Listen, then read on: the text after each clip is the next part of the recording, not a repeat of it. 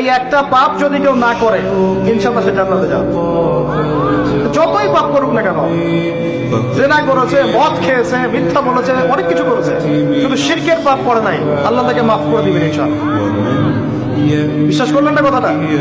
নবীজি বলেছেন এই উম্মতের যে কোনো ব্যক্তি যতই পাপ করুক না কেন আল্লাহ পাক সমস্ত পাপ মাফ করতে পারেন, কিন্তু শিরকের গুনাহ আল্লাহ পাক মাফ করবেন।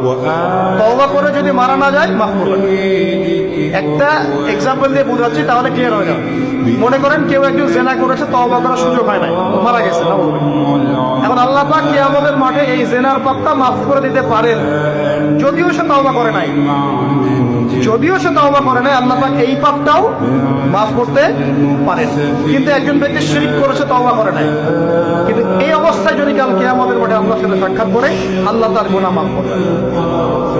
এই শিরকের অন্য পাপের এই হলো পার্থক্য। তাহলে সবচেয়ে কোন বিষয়টা থেকে আমাদের বেঁচে থাকা উচিত ভাই? শিরক কি ও কেন? একটা বই পাওয়া যায়, কিনে নেবেন। কিতাবুত তাওহীদ একটা বই আছে, পড়ে নেবেন। কুরআন সুন্নাহর আলোকে বিশুদ্ধ আকীদার অনেক বই পাওয়া যায়। আর আকীদা সংক্রান্ত একটা অনবদ্য বই হলো আল আকীদা আত তাহাবিয়া। এই 4-5টা বই পড়লে আপনার শিরকের কনসেপ্ট ক্লিয়ার হয়ে যাবে।